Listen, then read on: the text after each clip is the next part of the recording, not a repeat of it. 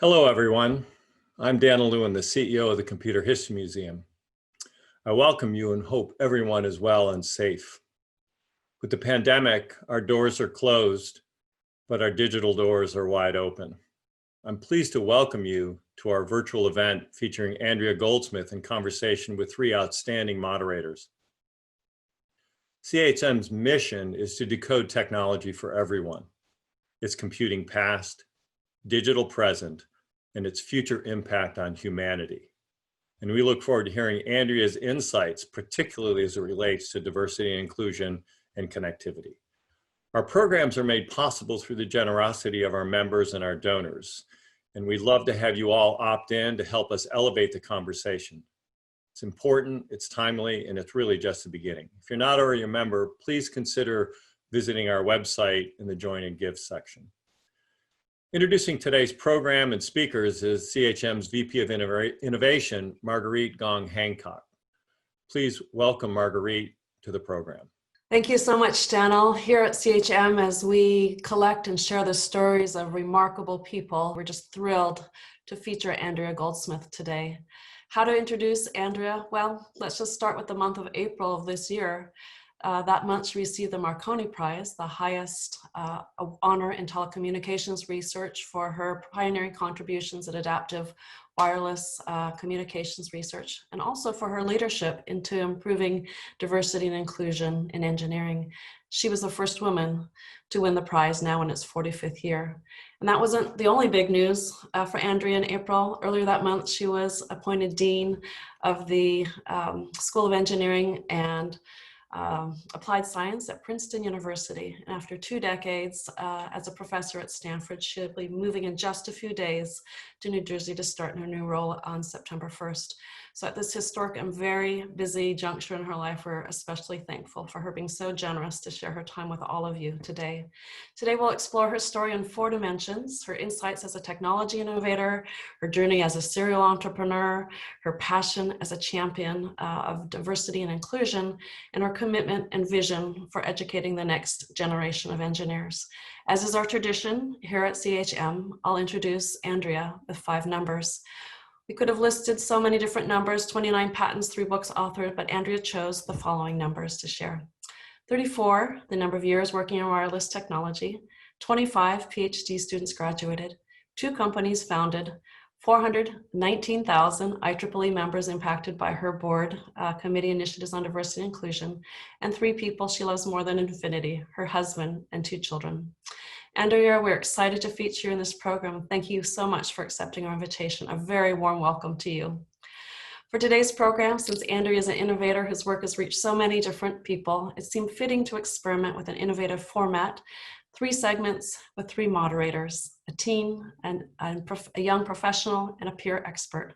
Ramya Chaturi will kick off the program, and I'm delighted to introduce her now. Ramya is an alumna of the museum's high school intern program and in Teen Engagement Council. She's a rising senior at Santa Clara High School. Next year, she plans to attend college and major in computer science. Currently, Ramya is working on designing a sensor glove to monitor joint swelling for rheumatoid arthritis patients. Andrea and Ramya, we look forward to your conversation.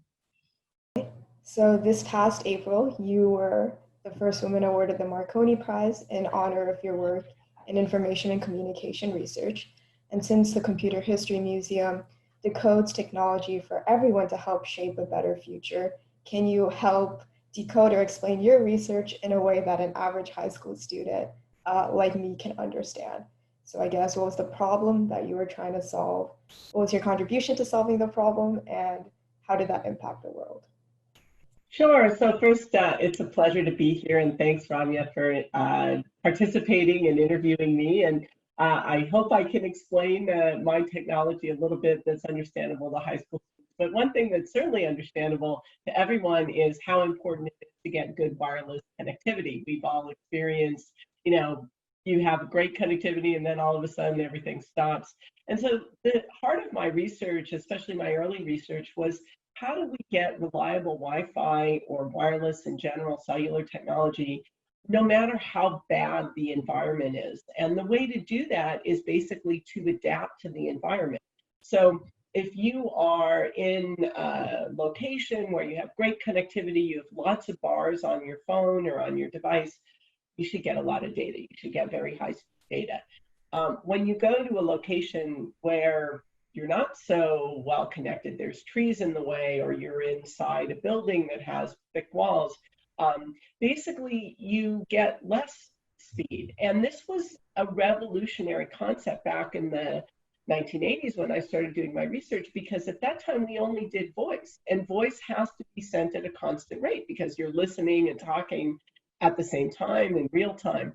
So the real innovation of my work was to say, how do we create wireless technology that adapts to the channel and the number of people that are talking and how much interference there is, such that everybody gets the most reliable Wi-Fi or cellular that's possible. And that was the heart of the adaptive modulation that I did as part of my early research, and a lot of the research I've done since then.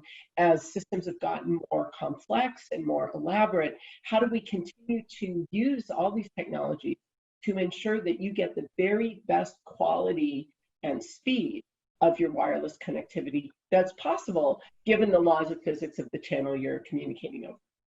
Awesome. So personally, as a senior in high school, I'm planning to major in computer science. So I guess, how did you decide to become an engineer, and what still makes you so passionate about that field today? Yeah, so I am extremely passionate about being an engineer. It is a wonderful, wonderful profession. But I have to say that I did not start out my educational journey thinking that I was going to be an engineer. And one of the things that I would encourage you and all high school students is to be open-minded about what you should study and what your educational trajectory should look like. So when I started college at Berkeley, I had traveled to Europe the previous year. I was interested in politics and history and reading and literature and writing. And I also liked math. I didn't like science so much, but I liked math. And my dad was an engineer. So my dad was a mechanical engineer, and he absolutely wanted me to be an engineer. And so I told him, I'm going to pay my own way through college, and I will pick my own major, because I didn't want to be influenced by what he thought I should do. I wanted to follow my passion. And so I spent the first couple of years at Berkeley taking math and science classes, but I also took, politics and literature and languages and other things. And at the end of my sophomore year, so my first year was very, very hard in engineering. There were very few women. I did not have AP classes. I was not that well prepared for the class I was taking at Berkeley. I was working full time because I was paying my way through college. And so I really struggled that first year in engineering and thought very hard about leaving engineering at the end of my freshman year. There was also a lot of implicit bias in the sense that, if I wasn't doing well, probably it's because I shouldn't be there. And so at the end of my first year, I kind of caught up. So a number of things happened the summer before my sophomore year. First, I just took a step back and said, I'm not going to worry about what anybody else thinks that I should be doing. I want to try to find my passion. What is it that I want to study?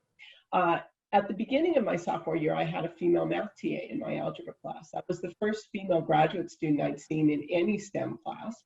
And we became friends, and I aced that class, which was also gratifying. And I also realized that I loved the math side of things, that there was an area in engineering that was very mathematical, which was communications, and that anything I could do with a poli-sci degree, I could do with an engineering degree, but not necessarily vice versa. So that's why I decided to stay in engineering. I still didn't know that that's what my career would be. In fact, I never had any idea what my career trajectory would be until I was on that path. But that's why I decided to stay in engineering. I continued to take many classes outside of engineering throughout my undergraduate studies. And those classes really helped me as an engineer because it gave me a breadth of knowledge and a breadth of experiences and a breadth of interacting with people that weren't engineers that have served me well in my engineering career and also just in my personal life. Yeah, so you briefly touched on this earlier, but you were one of the only women in your freshman engineering classes. So sometimes it's not easy for girls to be fully included in STEM subjects. So what advice do you have for girls like me? And what are ways that we could all promote diversity? Yes, it is a challenge, and I very much understand that even this generation is struggling with some of the same implicit bias and lowered expectations that I struggled with in the 1980s. And it's kind of remarkable when we think that here we are in 2020 and that there shouldn't be these barriers to women and diverse people in general pursuing the field of engineering, and yet they are there. They're very real, and I see that with the students that I advise, and I see that with my own children. So the first thing I'll say is that the profession needs diverse people to be part of it. Part of the reason why I champion diversity and inclusion in the profession is because I think the profession cannot thrive and reach its full potential without diverse sets of ideas that are participating. So to girls like you and to other diverse people, I say, don't be dissuaded by the fact that there are people out there that don't believe that you belong in this profession. You do. We need you. Don't be afraid to fail. Don't be afraid to not be at the top of your class, because I was never at the top of my class. I got C's in calculus in my first year at Berkeley, and yet I am very successful as an engineer. So it isn't just about the metrics that people put onto you and say, this is what it takes to be a great engineer.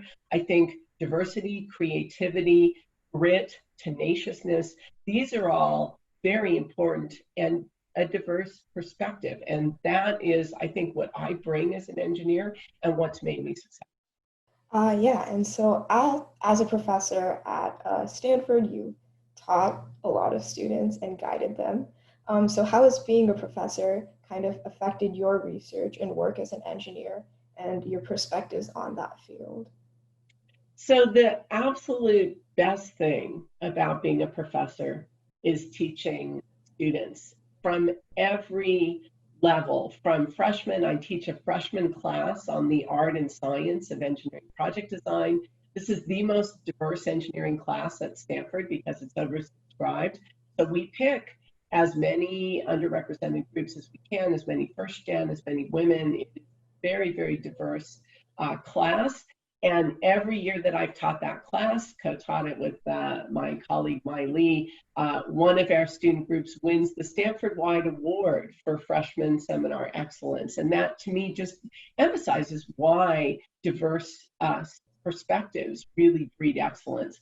I love teaching undergraduates. I taught in the spring. The last class that I'll teach at Stanford was a sophomore junior level class on signals and systems, teaching over Zoom in the midst of a pandemic. And as hard as it was for me, I actually enjoyed the experience because I felt like, you know, as an educator, I need to be there to support my students, especially in these challenging times, and not just challenging in taking my class, but in thinking about, you know, what are their summer internships going to look like? What is their next academic year going to look like? Or if they're going out on the job market. So being part of that crisis and being part of the team, you know, me and my students and my TA and my colleagues trying to figure out how do we together create the best educational experience we can, given all the things we can't control, was perhaps one of the most meaningful classes that I've taught. I've taught that class many times and other undergraduate classes. I'm in touch with many of my undergraduate students long after they graduate and go on. It's such a joy to help inspire young people to pursue a profession that I truly love and find rewarding. And then graduate students are like children. I mean, mentoring graduate students from the day they walk in the door, you know, as ambitious, open-minded, brilliant people, and helping them kind of find a research topic and move towards their PhD, which requires them to advance the state of the art. It's so exciting and rewarding to supervise PhD students. And that absolutely is the best part of my job. Of everything I've done professionally, there's no question in my mind that being an educator, and particularly educating PhD students and mentoring postdocs also is the most rewarding part of my job. Well, thank you so much. It was a pleasure talking to you. And Marguerite will now introduce our next moderator. Thank you so much. Thank you, Ramya. We just really appreciate you doing it. All the best to you in your senior year and your bright future ahead as a computer scientist. Now it's my pleasure to introduce our next moderator. This will be Angela Tran. Angela received her PhD in Operations Research and Financial Engineering from the University of Toronto.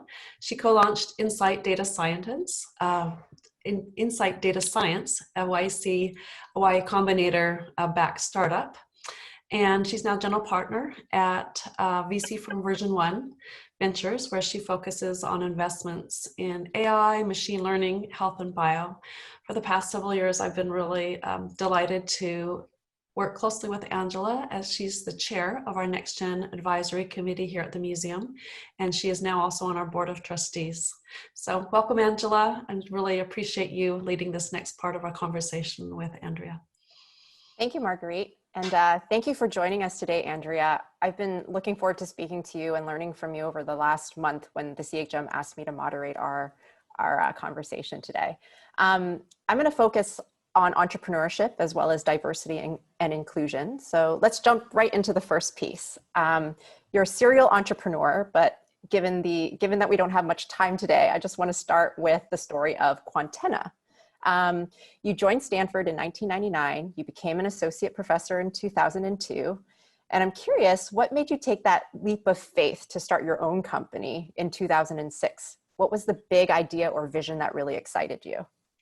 Sure, I'm happy to answer that question. And in fact, my very first job after my undergrad in 1986 was at a defense communications startup company. I had some experience with defense, with startups. This was 1986. So Silicon Valley, this was pre-bubble. You know, Silicon Valley was not doing so well in the late 80s. And startups were also not the vehicle that people used them during the bubble and the subsequent bubbles. But I had experience in the startup, and I liked the startup environment because it's small and you can have a lot of impact. Even as a fresh engineer right out of college, I've had a lot of impact on that company. So that was the last time that I built things. So that 1989 is when I left that startup Maxim and went back to Berkeley to get my graduate degree. And so from 1989 till 2006, basically, I'd been doing research in wireless communication and building these adaptive modulation and multi-antenna systems. And in 2005, which is actually when I met my co-founder, Behruz Rizvani, and we started talking about doing a company. First of all, I'd been working in MIMO, multiple antenna technology for wireless for about a decade at that point. And the new standard for Wi-Fi using that technology, which was 802.11n, was being developed at the time. There was an opportunity to develop the technology and products associated with the standard. And I felt like, well, I've done a lot of research on this. I understand this technology very well. Does my knowledge translate to an exceptional product, or is it just academic? And that was really, for me, the motivation to go out and do Quantenna. I hadn't built anything since the 1980s. I liked building things. I liked seeing if my academic knowledge mattered in real products.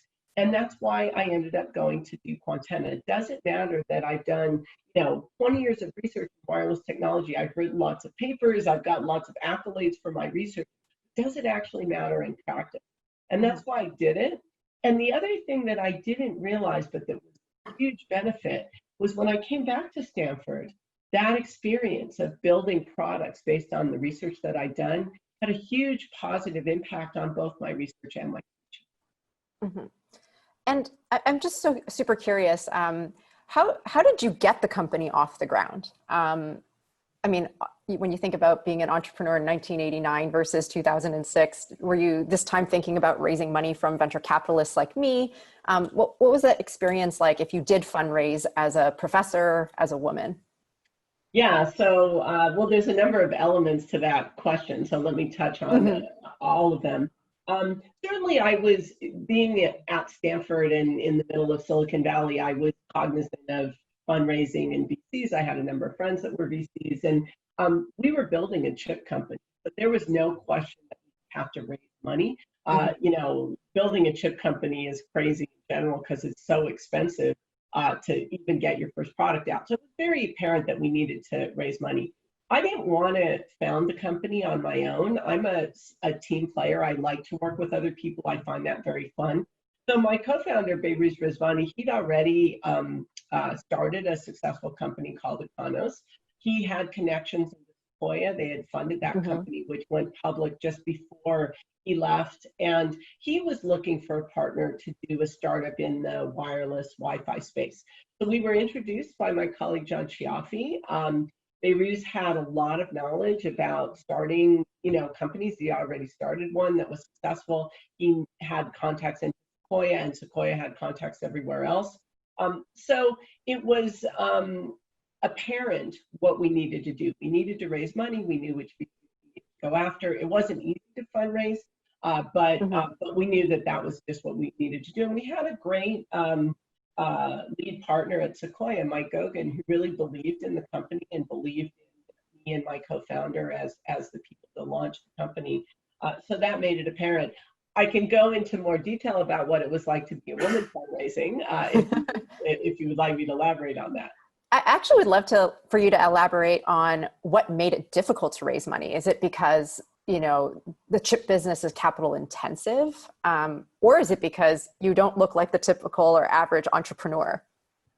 Yeah, so I remember experiences of going up and down Sand Hill Road and other places to pitch our company, and it was me and my co-founder, and the only other women in the room were serving coffee. So I was absolutely the only woman entrepreneur. There were no women partners. There were no women associates. And that, as a woman engineer, was not so strange because I'm used to being the only woman in the room. So that really didn't trouble me too much. I think it was interesting because the Stanford faculty member opens a lot of doors.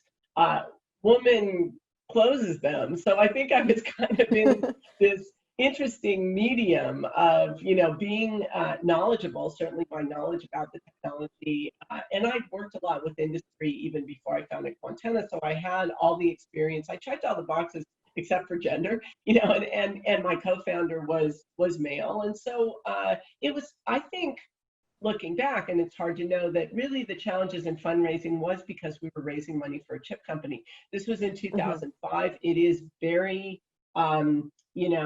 capital intensive to do chip companies. It's kind of sad that Silicon Valley, which was built around chips, and chip design is the way to innovate in many areas of technology, but it is so expensive. I mean, Quantenna in the end raised $170 million before it went public. That's a lot of money for VC to invest, and of course it wasn't all at once. And also 2005, 2006 was just before the second downturn in 2008. So we had challenges of, dark clouds on the horizon. Raising our second round of funding was a challenge. So, one of the things that I've learned in my long experience as a woman engineer, where you are the only person in the room, whether it's the classroom or that you're teaching in or that you're taking a class in or pitching, is just not to focus on that and just to really focus on, I am here because I belong here. I have something very powerful to share, whether it's a idea about my startup company or my research, and to just be confident and put blinders on about all the things that are going on around you that are sending you the message that you really don't belong because you're wrong. Right. You had mentioned raising 170 million and before IPOing. I'd love to dig into the process of exiting this company. We all know in Silicon Valley that it's very hard to get to the point of IPO. What was that process like? How did you know it was the right thing to do? Yeah, I remember a management retreat that we had early on in Quantenna. I think it was 2007 or 2008. We IPO'd in 2016, so that was 10 years, more than 10 years after we founded the company in late 2005 and got our first seed funding in early 2000. So it was a 10-year journey to go IPO. So this discussion, which was just the management team and an executive coach, was exactly that question. What would you like the exit to be? And to me, it was IPO. Now, that doesn't mean that if you don't get a better offer along the way, you don't take it. So you have to be astute as a business person and as an entrepreneur to say when, is it the right time to sell the company, or are we really marching towards an IPO? And I think that we were open-minded. I mean, I felt like the best exit will happen if we march towards an IPO, because then we'll be doing all the right things.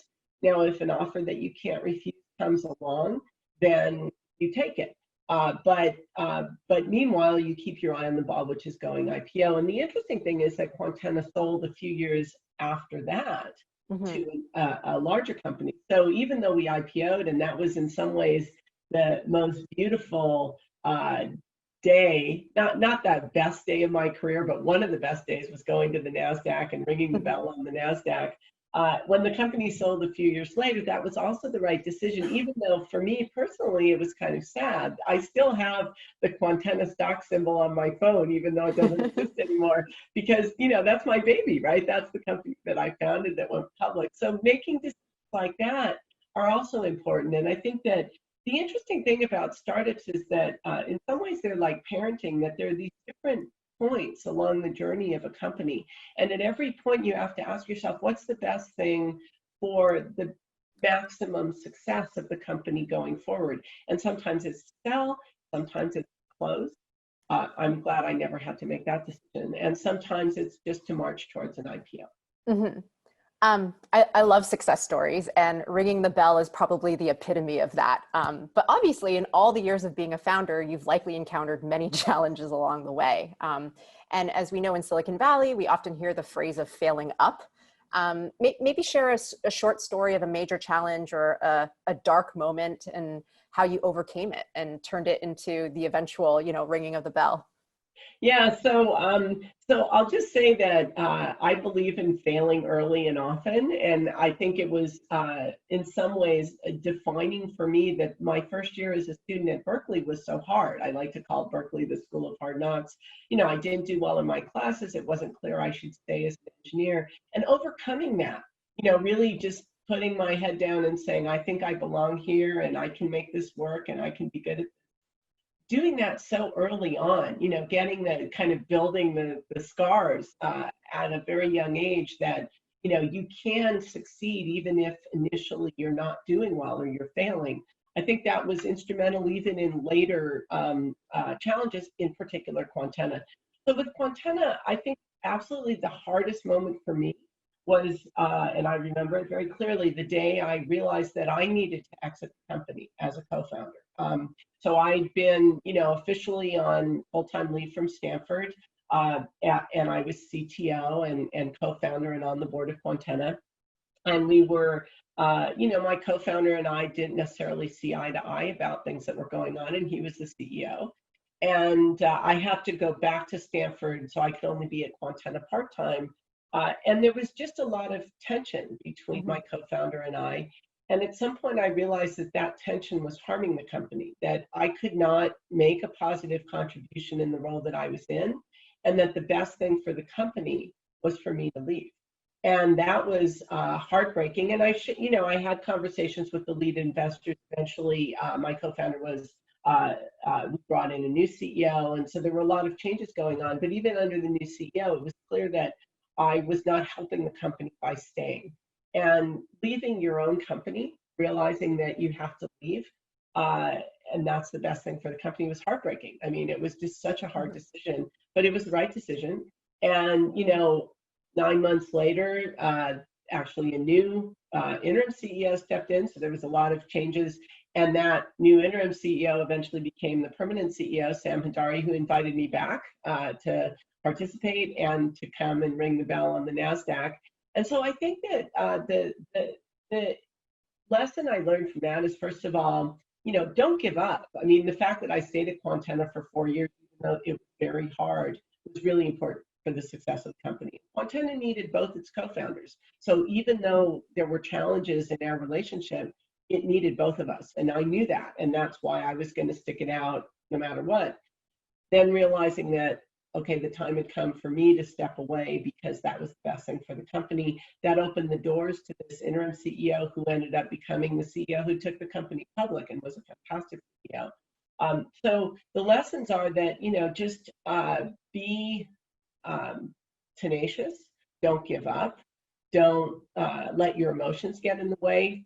I thought I was good at handling tough people. I learned a lot about things I didn't know of how to manage tough people. And those were great lessons for my second startup and many other things that I've dealt with.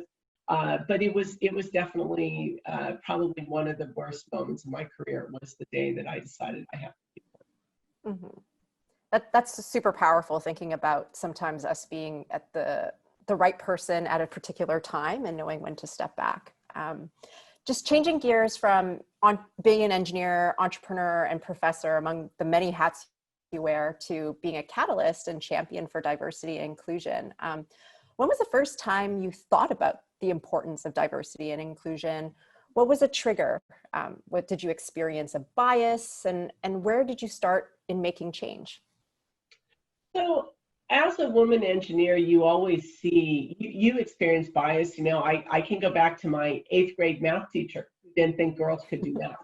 And I remember telling my son about that, and he looked at me like, what are you talking about? Knowing that his mom is a professor of electrical engineering, it was inconceivable to him that, you know, someone would think girls couldn't do math. But I experienced it all through, you know, K through 12, as many girls do, including my own daughter. I experienced it at Berkeley as one of the few women and one who wasn't at the top of the class. Actually, interestingly, Caltech, where I started my academic career, and also my first work experience at the startup Maxim in the 80s, I didn't experience any bias. I mean, I really had people that were very supportive. And I've had amazing mentors, but there's definitely people that don't believe women are as capable as men, that you get bias, whether it's promotions or awards that you might win. You know, you look at the Marconi Award, and it's wonderful that I won, but I think there were many deserving people that should have won it in the past, and that's true of all awards and accolades and high-level positions. So you look around and you say there aren't enough people that are diverse, and it's not just women, people of color, that are recognized for their work. There's a higher barrier for us to get promotions, to get funded, to be successful professionally. And so it's certainly something that I was aware of just based on my own experience. And because of that, even fairly early on as a professor, I always requested. So at Stanford, I was a freshman advisor almost from the day I came in 1999, and I requested women and underrepresented students as advisees, freshman advisees, because I knew that if they didn't have someone that would tell them, you belong in this profession, you can be successful at it, don't worry if things aren't going as well as you want, they would probably leave.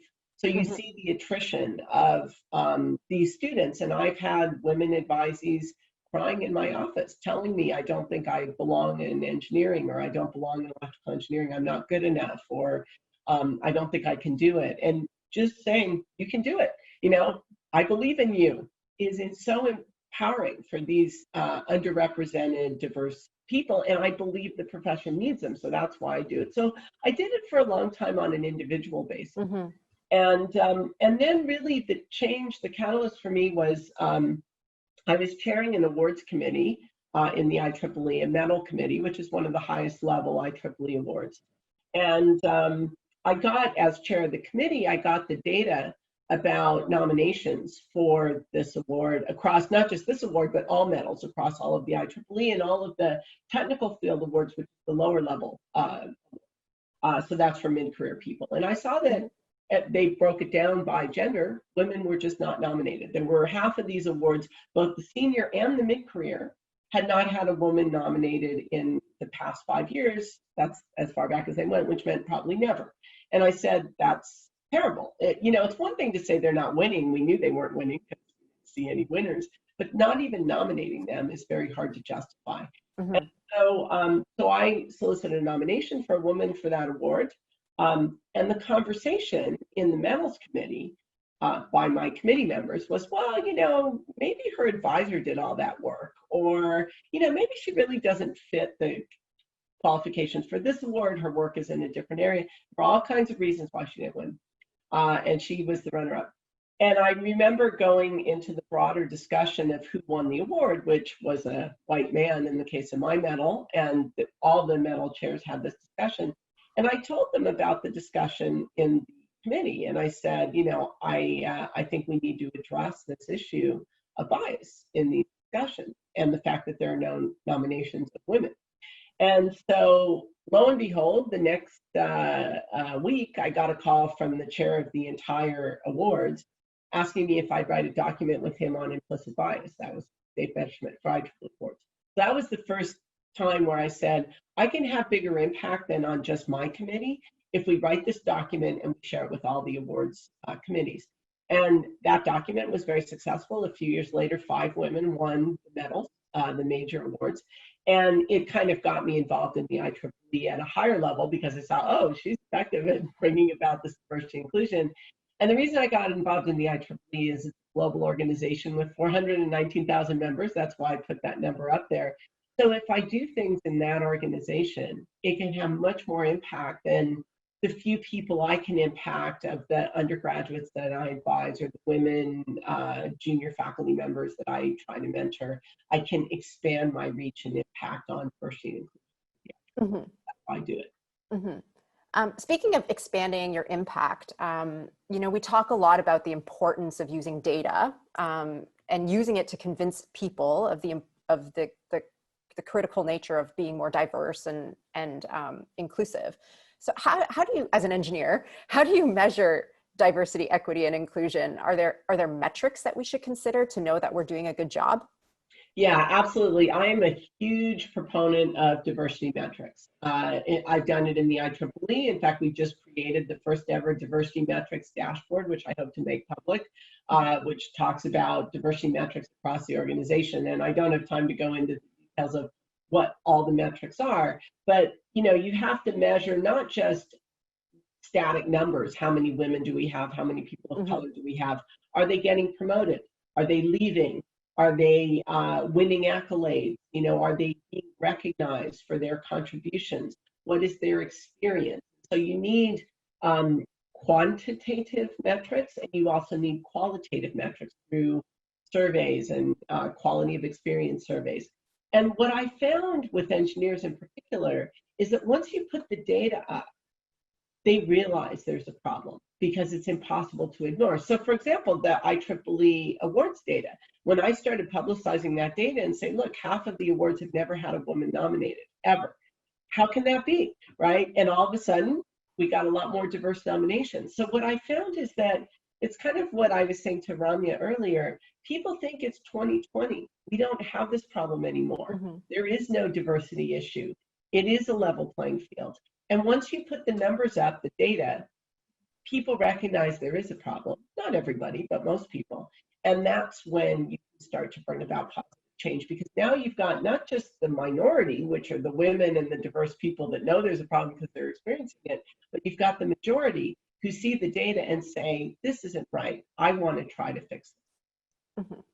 That's super helpful for someone like me who's an engineer and pretty data driven. So thanks for sharing. I can't believe how fast time goes. There are so many more questions I have, and I feel we only scratched the surface on these important topics. But in any case, I want to thank you for sharing nuggets today of wisdom on entrepreneurship and diversity and inclusion. And I'm going to pass it back to Marguerite. Thank you. It's a pleasure talking to you. Thank you so much, Angela. Loved your questions of focus on entrepreneurship and diversity and inclusion. As we now turn to our third and final segment, we're just really honored to welcome back to the CHM stage Bob Metcalf, internet pioneer, entrepreneur, executive, and now educator. After graduating with a PhD from Harvard in 1973, Bob joined Xerox PARC here in Silicon Valley, and later that year in May, in May of '73, in collaboration with David Boggs, he invented and co-developed Ethernet system of packet protocols, which evolved to become the plumbing for today's internet. He's a recipient of many awards in recognition of his impact as a technology innovator, notably including the National Medal of Technology Innovation. And we're proud also that he's a Fellows Award here at he's received the Fellows Award here at the Computer History Museum. In 1979, he co-founded 3M Corporation, and taking the company public in 1984. During the 1990s, he served as CEO publisher of IDG and InfoWorld magazine, and for 8 years, his InfoWorld column named From the Ether attracted more than 1 million readers each week.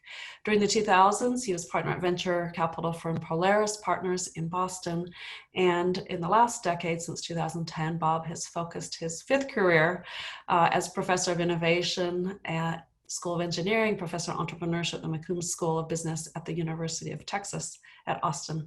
Welcome, Bob, and we really appreciate you being part of the museum circle and leading this conversation now with Andrea. Bob?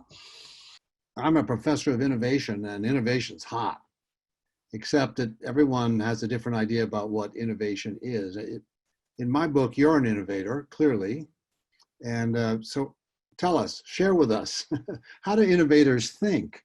Have you had any aha experiences, which is generally expected of innovators, and what was that like? Please. Yeah, I love that question because most people think of innovation and entrepreneurship as starting companies, doing startups. And I have a much broader view of innovation, which is really thinking outside the box and doing something new and different. And that can be within, your educational experience. It can be within the IEEE, your professional society. It can be within your company or innovating around technology. So to me, the way innovators think is not being constrained by what exists now. It's really saying what could be, whether it's technology or social justice or diversity and inclusion, what could be, and how can I create a movement, or what do I need to create to make that come to be? And so on the technology front, obviously it's like, well, what if we didn't have a digital divide? What if we didn't have climate change? And so these require extremely innovative solutions, but it's really thinking about, this is what I would like to exist, and how can I innovate in order to create a solution to that problem? So I've drawn the distinction between invention and innovation, and portrayed innovation as a happy thing, invention as a happy thing that everyone loves, but innovation not so much. There's this thing called the status quo, which stands in opposition. Have any stories about that? Yeah, one of the stories I'll say that I love about teaching freshmen. So I teach this engineering project design class to freshmen, so they don't know much, right? I mean, they're just starting their first year. And the class is around, come up with an engineering design to a problem that you would like to solve. And the beauty of freshmen is that they're not constrained by the status quo. They're not constrained by what they think is possible. And so they really think outside the box. And that's, to me, where this notion of don't be constrained by what exists. It requires a lot of creativity. People don't think of engineers as creative. I like to say my dad was a mechanical engineer. My mom was a cartoonist for the Bullwinkle and Rocky show. In fact, she was a model for Natasha Fatale. If you see a picture of my mom and Natasha, they look almost identical. And I like to say I got the creative side of my engineering from my mom. The creative side is what makes you not be constrained by the status quo. What allows you to dream and imagine what might be, and therefore you're not constrained by the status quo. So, so for example, one example that we experienced with Quantenna in terms of status quo is we're coming in as a startup trying to innovate in the Wi-Fi space. There were 300-pound gorillas, which was Broadcom, and a 100-pound gorilla, which was the Theros, that both had, very strong market in this Wi-Fi technology. Plus, there were other companies like MediaTek and so forth. And so people looked at us like, how are you going to be successful when you're fighting the status quo, which is these big companies that have lots of resources? And we just said, we think we can be more creative and more nimble and come up with a solution that they don't have, because we're not afraid of hurting the status quo. We're not afraid of hurting our market because we don't have one. And I think that that's also part of innovation, is just saying, not being afraid of the status quo that you can't break out of it. And the best innovators do. I was raised on Bullwinkle and Rocket J, Squirrel, and Boris and Natasha. Thank you for reminding me. Earlier, you mentioned tough people, that you learned to deal with tough people. What did you mean by that? So when I was thinking about going out and starting Quantenna with my co-founder, who I didn't know at all, he just introduced me by John Chiaffi. And John had worked with Beirut a little bit in the standards, but he didn't know him very well either. And so I remember talking to people I trust about, starting a company with somebody that I don't know very well. And, how will I manage that relationship? And at the time, I was naive enough to think, well, I'm pretty good at dealing with tough people. This was in an academic setting. And how tough can it be? Because my whole experience had been in a university where, you have tough professors and tough administrators, but tough in academia is very different from tough in the startup world. I mean, I had no idea how tough it would be in dealing with it, not just my co-founder, but VCs and employees. And, it's just a different world in startup land where behavior that would be completely unacceptable in a university or in a big company is the norm. And so what I learned out of the naivete that I had going into Quantenna is that, first of all, you can't even imagine how tough people can be in the startup world. And again, this traverses VCs, it traverses founders, it traverses employees.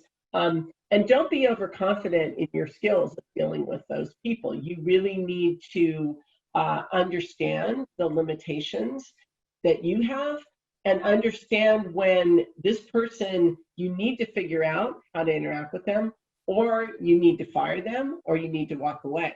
And those were all lessons that just didn't exist for me as an academic. So that's what I learned from startup number one and took into startup number two as well. I remember expressing disappointment at the behavior of an investment banker. And I said to him, "I thought you were my friend." And he said, "Bob, we are not in the friends business." There are no friends in entrepreneurship. You hear this from VCs all the time, right? We want to promote the entrepreneurs and we're here to support you.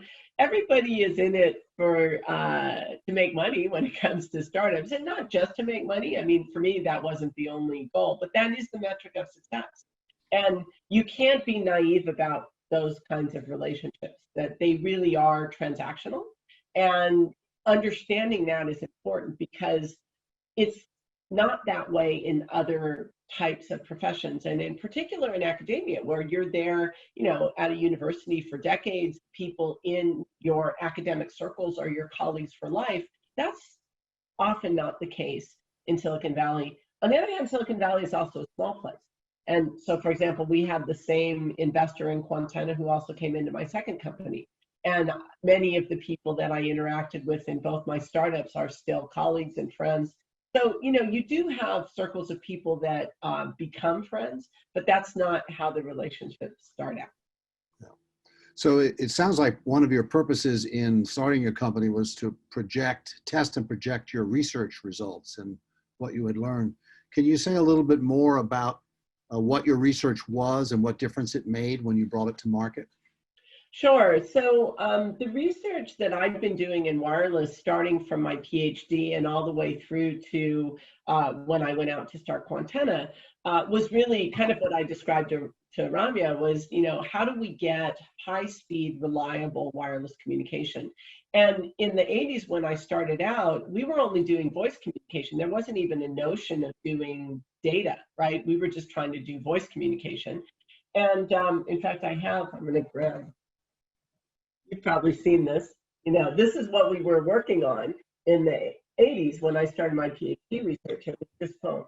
But I knew that data was coming because second generation cellular was under development. Wi-Fi was still a long ways away. And so I asked myself at the time, the standards for second generation cellular were developed. And I went back to Berkeley for my PhD, and I asked my advisor, well, how do we know what the right standard should be? Should it be time division or frequency division or code division or something else? What is the right technology to apply for this new cellular standard? And he said, well, you should go look at the fundamental limits of Shannon to figure that out. And I had never heard of Shannon or his fundamental limits. So I went and I read the book by Bob Gallagher and Shannon's original paper, which is a beautiful paper. And, you know, Shannon was all about data communication and how do we get high-speed data communication. So I got interested in my PhD looking at the Shannon capacity limits of wireless channels. And it was beautiful math and beautiful theory, but it also told me in practice, how do we communicate at the highest data rates reliably over these time-varying channels? So that was a lot of the work that came out of my thesis. And then continuing that work at Caltech and then at Stanford as a professor, we were looking at, you know, higher speeds, started bringing in multiple antennas, which brought in more dimensions and more reliability. So all my research up until the time I started Quantenna was about how do we maximize the data rates and the reliability of wireless channels that have multiple antennas. And then voila, the new standard for Wi-Fi, 802.11n, was developed. And I said, you know, I understand theoretically the best way to communicate over these Wi-Fi channels that are going to be enabled through this new standard. I wonder if we can build a technology to take advantage of that knowledge.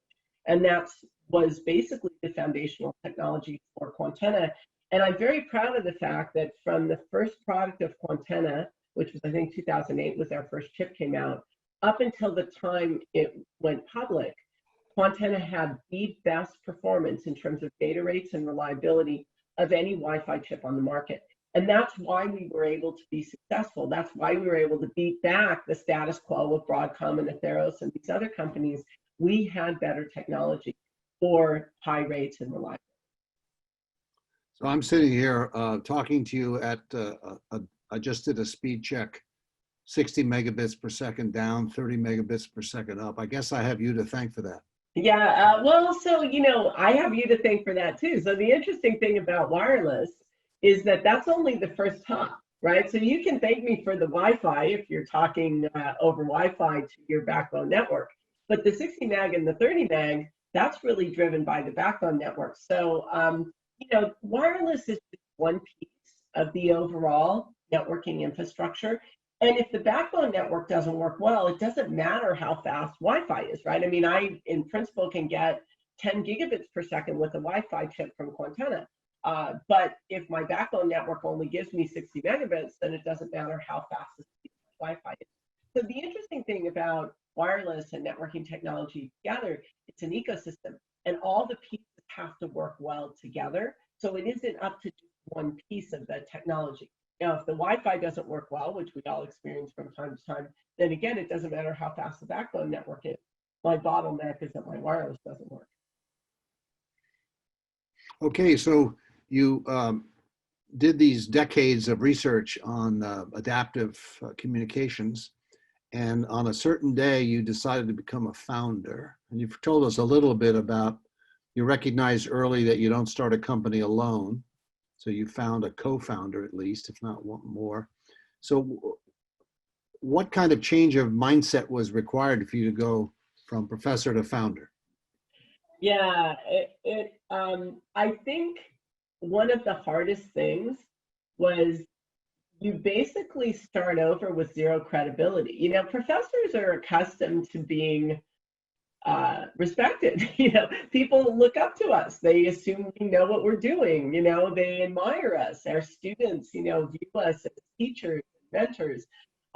When you go off to found a company, especially as a first-time founder, which I was, you don't have any credibility, and justifiably so. There was no way for my investors to know that I would be able to take my academic knowledge and academic experience and turn that into being a successful entrepreneur.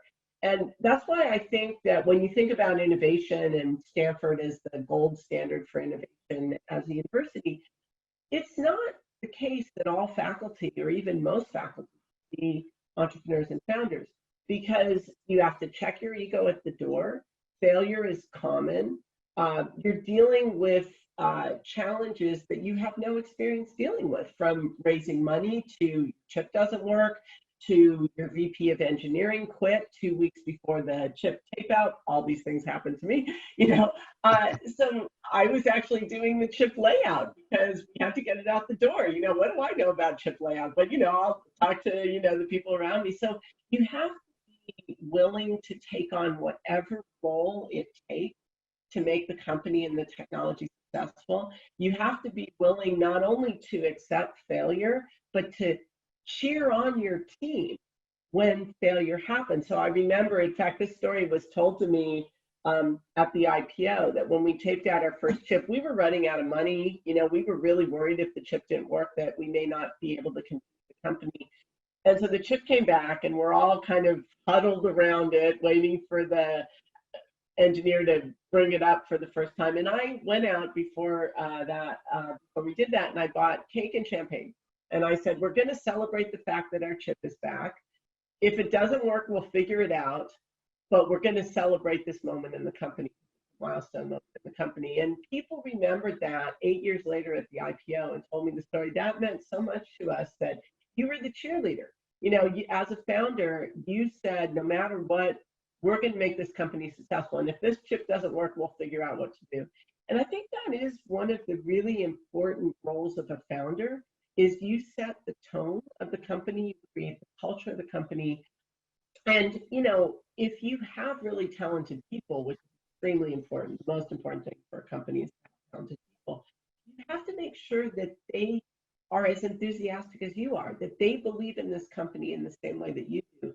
If you're not the cheerleader, then, you're really not going to be able to motivate the people around you. And again, this isn't a skill that faculty need to have. We're not used to dealing with the different dynamics that happen in a startup. The other challenge as a founder is you don't own your time.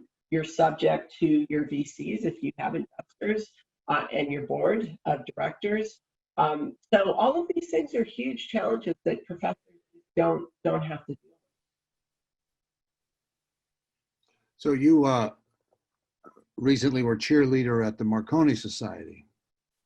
You won the award, as we've just heard. Congratulations again. Thank you. I'm so thrilled about that. Yes. But then you made a lot of us look bad by donating your award, $100,000, to back to the society for the purposes of innovation, diversity, and inclusion. So what did you have in mind there? So so first of all, I love the Marconi Society. I've been involved with it for about a decade. I think it celebrates my heroes in the communications and networking technology, people, the giants upon whom my work built. So it is almost inconceivable to me that I won the award, because I have so much respect and awe for the people that built the technology and won the Marconi Award before me. What I wanted to do with my donation was twofold. So first of all, there's never been a more apparent time in our history where the digital divide is wreaking havoc on people that do not have the benefits of reliable communication. So now in this suddenly all online world, we can have this conversation and do this program, and most of us have good internet, and that's terrific. But there are people that are, have their kids in, kindergarten and first grade doing online learning, and they don't have good connectivity. So part of the donation was to spur innovation within the Marconi Society to bridge the digital divide and help be a catalyst for solving that very challenging problem. It's a technical challenge, and it's also an economic challenge. And then the other part of the donation was to really foster diversity and inclusion in telecommunications. So how do we promote diverse people to enter this field, which I find so captivating even today, 34 years after I started working in it. How do we bring them into the field? How do we make them successful? How do we take advantage of their diverse perspectives to advance the field itself? And so those were kind of the twofold ideas that I had around the donation. And meanwhile, you're moving to New Jersey. Yes, on Saturday. Saturday, just to make it specific. And so this notion of these notions of innovation and inclusion and diversity and so on, it sounds that you're very committed to moving that forward as Dean Goldsmith. How does a dean have impact on those topics? So joining Princeton at this moment in time is a unique opportunity for me, because Princeton has actually committed to the fact that in order to be a great university, it must have a truly outstanding engineering and applied science. And Princeton does have an excellent school of engineering and applied science now, but it's not having the kind of impact that the leadership at Princeton believes that it could have. And so as a result, and this happened before I even applied for the deanship, they have committed to growing the school by 50%. So they're going to hire another 40 plus faculty over the next 10 to 15 years. They're building a whole new neighborhood for engineering. So all new buildings, not only for each department, but also for interdisciplinary institutes in bioengineering, which I think has a tremendous future and huge potential impact on humanity. Also in data science and other areas such as robotics and smart cities. And on top of all that, they're building a whole other part of the campus to foster innovation and entrepreneurship and stronger ties with industry between Princeton engineering and industry. And so to me, what I love about Princeton, there's many things I love about Princeton, but it's really their informal motto, which is that Princeton is in the service of the nation, in the service of all nations, and in the service of humanity. It's also the IEEE motto, that engineering can have a huge impact on the world, on humanity, through technical innovation, if that innovation is realized in products and solutions to complex problems. And so for me, coming in as Dean of Engineering, I have the opportunity at Princeton to really grow the school so that it can really have much more impact on the world. And so I'm very, very excited about that. In terms of fostering diversity and inclusion as Dean, it's interesting because when I accepted the job at Princeton, it was early March, so we had no idea that there would be a pandemic. We also had no idea that there would be this unfolding of Black Lives Matter and the anti-racism movement around the tragic death of George Floyd and others. And so Princeton actually all summer has been having cabinet level meetings about how do we root out systemic racism at Princeton. And so I've been involved in those discussions. And to me, that's part of the movement towards diversity and inclusion, that we need to create an environment that's diverse, that maximizes the success of diverse people by being inclusive. And so as Dean, I really have an opportunity to create an environment at Princeton for its students, for its graduate students, for its faculty, for its staff, that is a model for all universities to be a diverse and inclusive environment where all people can maximize their success. So that is what I aspire to do at Princeton in terms of diversity and inclusion. Okay, well, the Computer History Museum has a tradition, which I am now stuck with, which is asking you what one word you would propose as embodying your advice to people, what you have learned in your life experience. And I'm dying to hear this word. And you've known this word for some days now, and you've been keeping it a secret. Yes, I have. So as we wrap up here, just before going back to Daniel, please share with us the one word that embodies your entire life experience in a like a rocket ship of advice. This was really fun to think about. I'm going to actually unmirror my video so that it doesn't read backwards. Let's see how this works. Be bold. Be bold. And the reason I chose that word, you know, in thinking about my whole lifetime of experience, was I think it really defines everything about my career trajectory, from being an undergraduate and not knowing if I should pursue engineering, but really having a passion for it and putting blinders on and being bold about this is what I want to do, and I don't care what other people think, and I don't even care if I'm not very good about it. This is my passion. This is what I want to do. From going to work at the small defense startup, which, I had no idea what that was going to be like. I was very bold as a, very young, inexperienced engineer in taking on big projects that I didn't even really have the skills to do, but I wanted to solve those problems. And then deciding I didn't have enough knowledge to solve them, so being bold to go back to graduate school and get a PhD. Interestingly, I was rejected from Stanford for graduate school, so that kind of goes back to, failing early and often is a good thing. And when I went back to graduate school, I said, I want to work on wireless technology because it's exciting. There was nobody working in wireless technology at Berkeley, even my advisor. So it was very bold to say, I'm going to get a PhD in a topic that isn't even taught at Berkeley, because that's the thing I want to pursue. Pursuing an academic career, how do you know you're going to be successful as a professor? Well, you have to be bold. You have to say, it doesn't mean, it's funny, when I was thinking about these words, I thought about dreaming, but that's too abstract. Or being fearless, that can be stupid, right? Being fearless isn't necessarily a good thing. I thought about being a change agent, but all of those really boiled down to being bold and saying, I'm gonna pursue my dreams. I'm gonna be smart about pursuing my dreams. I'm gonna seize opportunities when they come to me if I believe that I can be successful at having positive impact when I see those opportunities. And, that defined me deciding to become a professor. It defined me coming to Stanford as a professor very early on, pregnant with my second child.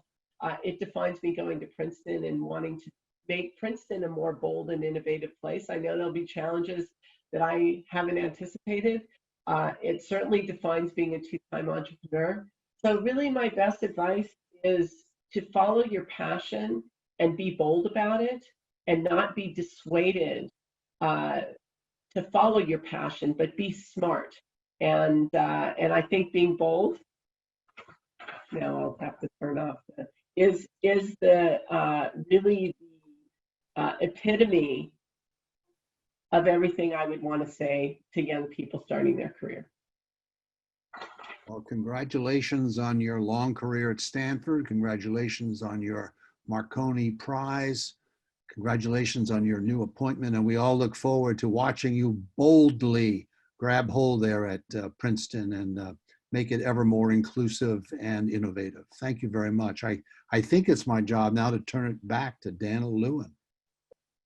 I'd like to thank everyone. Thank Bob, the moderators that came before, and Andrea. As I summarize my observations from this this wonderful program, the first thing I have to say to Andrea is, what do you mean you got nothing up your sleeve? Rocky and Bullwinkle, you got a lot up your sleeve. There are so many lessons that you brought to the table in this conversation that play to the forum, which CHM is so proud to offer, which is the goal of decoding technology to shape a better future for humanity. And the lessons that you discussed and the framing of big problem spaces that others haven't attacked, whether it's in your academic or in your entrepreneurial career, being adaptable, just like the technologies that you develop, is the key. And my takeaway is you've been presented with a lot of interesting things in your life, but probably 90% of what's happened is because you stepped outside of yourself and thought about how to innovate, how to change the structure and make things better. So thank you for what you've done. Thank you for a wonderful program. Best wishes to you in your new career, in your new place in New Jersey. And I'd like to thank everyone for attending the program, and those who aren't members, encourage you to join the museum so we can carry on with more programs of this caliber. So again, thank you all. Be well, be safe, and enjoy the rest of your day. Thanks so much. Thank you.